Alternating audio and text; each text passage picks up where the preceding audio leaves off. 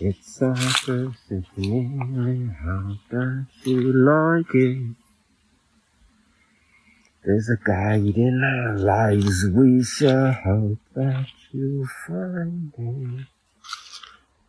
If disease plagues your heart, there's a flame in your soul that's burning away while we're losing control. It's our first symphony, we hope that you like it. We started from scratch and filled up a bucket. If you'd like to stay wet, remember what's best. We know every secret hidden in your chest. It's our first symphony, we hope that you like it. There's a guys in our lives, we shall hope that you smite it. Welcome to the first episode of Preparing for Neanderthals. Yeah, it's happening. I've got a mic, an audience of probably 3.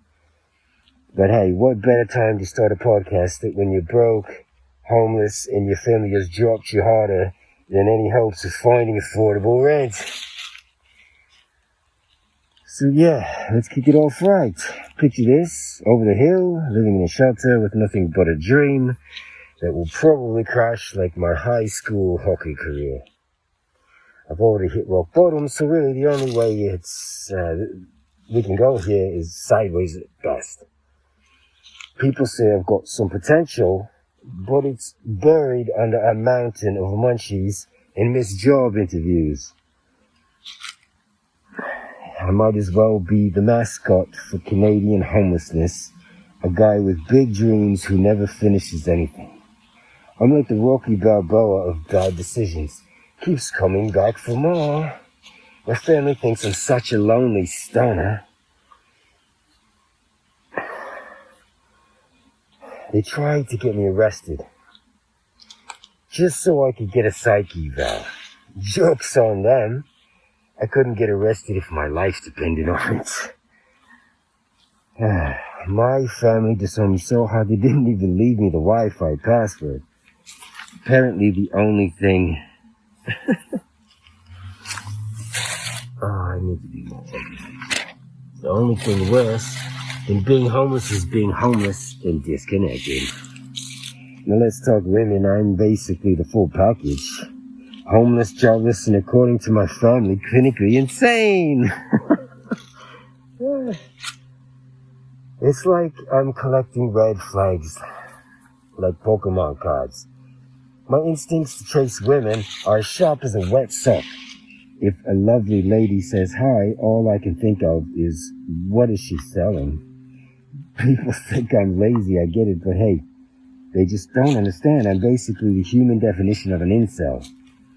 In the past 4 years, I've been on one date, and it was with my ex, who made sure to remind me I'm not allowed to see the kids. How romantic.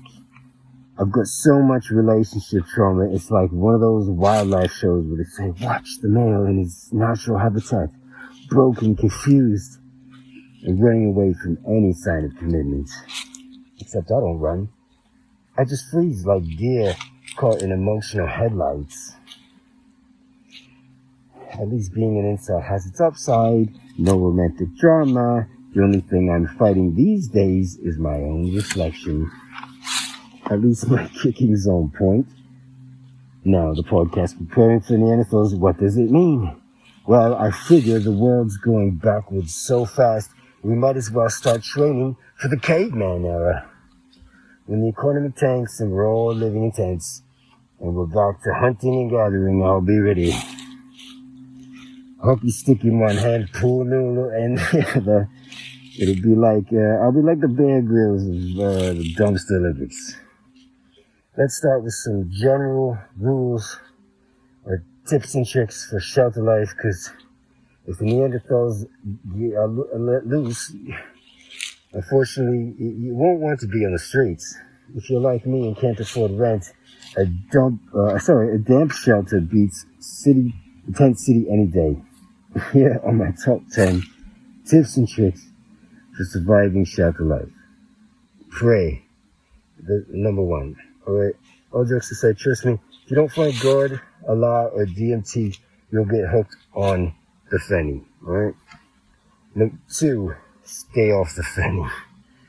3, do not go into the creepy bushes after dark. This is not the creepy bushes, by the way. I've gone for a walk a few blocks away. Or behind the dumpster. Unless you're walking at the raccoon. Do not sell drugs unless, of course, you'd like to say hello to someone's little friend. Never underestimate staff. Number 5. They can be your worst dessert nightmare, popping up at the worst possible time. 6. No barefoot washing adventures. 7. Wet mops and baby wipes. Clean something.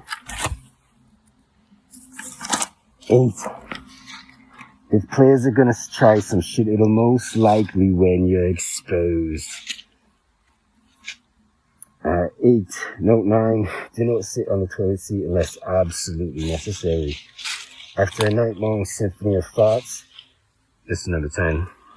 A courtesy flush can go a long way, especially if you not know the real rules of the creepy bushes. Thankfully, shelter life can be hectic. Don't be afraid to shower or take a walk and get some fresh air, alright? Get away from the shelter. You need to get out of there. Trust me.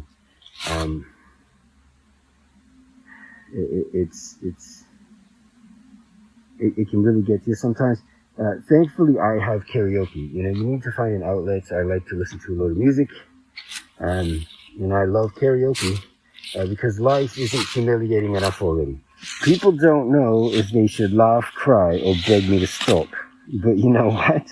It doesn't stop me. If anything, it makes me sing louder. So yeah, this is the podcast where I'll show you how to survive on coffee and sarcasm, because that's basically what I'm running on. I'm broke, homeless, and somehow managed to start a podcast. That's an accomplishment, right? We're just getting started. Next episode, we'll talk more important things like how I'm definitely not addicted to coffee, or how I'm planning to turn Canada into the land of refugees and homeless Canadians. God willing. We're going full Neanderthal, baby. Tune in because it's about to get prehistoric.